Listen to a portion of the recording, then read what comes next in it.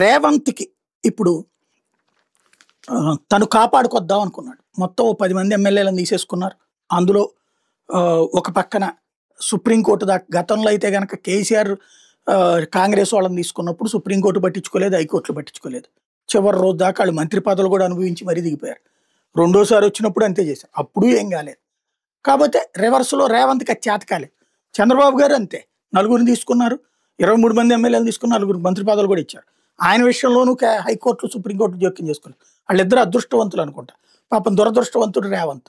అందులో భాగంగా ఆయన తీసుకున్నటువంటి ఆ 10 మంది ఎమ్మెల్యేలకు సంబంధించినటువంటి దాంట్లో ఆయన వేసుకున్న ప్లాన్ ఫెయిల్ అయింది. ఇప్పుడు సుప్రీంకోర్టు తీవ్రంగా మందలించడంతో ఇప్పుడు అర్జెంట్‌గా ఇద్దరు ఎమ్మెల్యేలని ఎవరైతే అంటే ఇప్పుడు 8 మంది అయితే మేము బీఆర్ఎస్సే అని చెప్తున్నారు.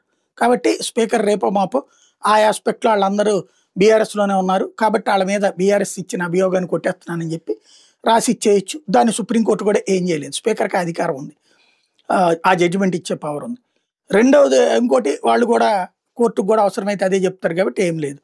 ఇక ఈ మిగతా ఇద్దరు కడియం శ్రీహరి వాళ్ళ అమ్మాయే ఎన్నికలు కాంగ్రెస్ తరపున చేయడం. ఇటు పక్కన దానం నాగేంద్ర తనే స్వయంగా ఎంపీగా కంటెస్ట్ చేయడం. ఈ ఇద్దరికి సంబంధించిన దాంట్లో అయితే రేవంత్ రెడ్డికి తప్పదు. వాళ్ళిద్దరి చేత రాజీనామా చేయిస్తారా? అక్కడ లేకపోతే వాళ్ళిద్దరు డిస్‌క్వాలిఫై చేసేసి ఎన్నికలు పెడతారా? ఇది తేలాల్సి ఉంది. రేవంత్ ఈ విషయంలో పాపం తప్పలా.